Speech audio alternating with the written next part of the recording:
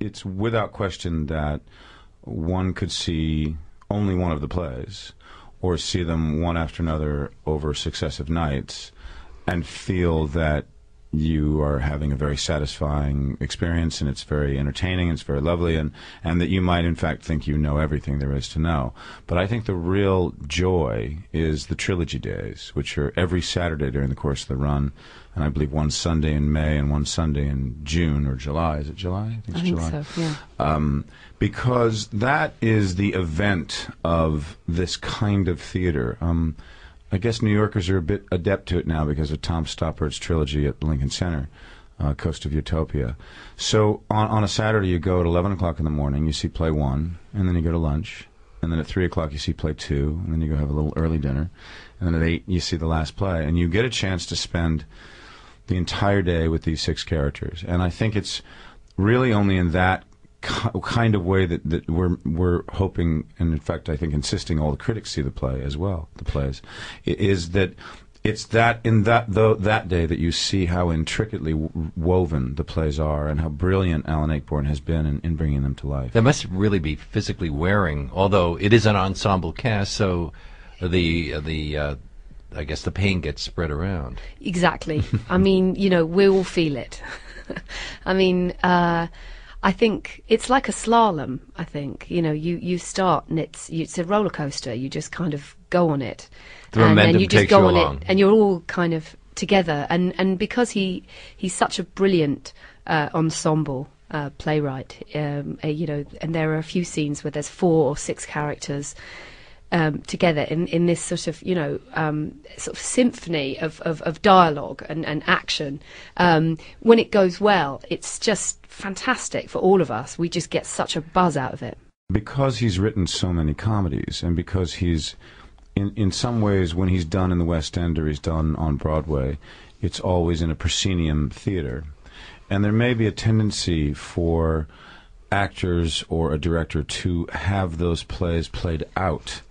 I think that's how easy it is for him to be referred to as a farcical writer. And I think sometimes he hasn't gotten the due that I think he deserves as a great playwright, because he's not thought of in the same way that we think of O'Neill or David Mamet or Sam Shepard, or playwrights that write generally serious plays. And I think that what Matthew Warchus, the director of all 3 of these plays, has managed to do in attacking these plays is actually unearth the Chekhovian quality that Ayckbourn has. It is, I must say, painfully funny. I mean, it is side-splittingly funny, and then a second later, it's suddenly poignant, and you keep, peeling back the layers of the onion of these characters, and you get more information. And in many ways, the audience in this experience are the detectives, and we end up knowing more about these characters than they know about themselves. His objective is to entertain the audience. He wants everyone to laugh, and there are scenes. I mean, every scene has a laugh. Even the most tragic scene. I think the themes that he deals with in the plays are undeniably dark. I mean, it's an extremely dysfunctional family trying to function under increasing and extreme pressure. I mean, if you look at it, sort of the bare facts of the story, it's very tragic.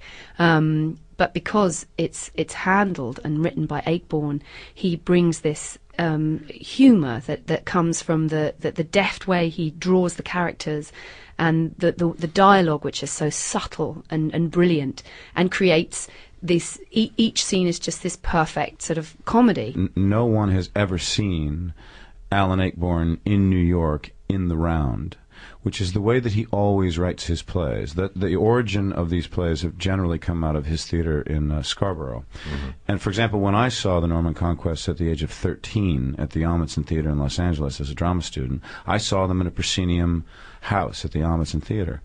But he writes it for theater. He writes them in the round. He directs them in the round. And Matthew Warchus came to me about a year before we started the production. He said to me, I know this is crazy, and it's idiotic for me to even sheepishly ask you, but the more time I spend with the plays, the more time I think about the way I want to approach them, I wish we could honor the way they were originally done. And so I made the decision to reconfigure the 1,000-seat Persini March Theatre of the Old Vic into a theatre in the Round, and we've done exactly the same here at Circle and Square.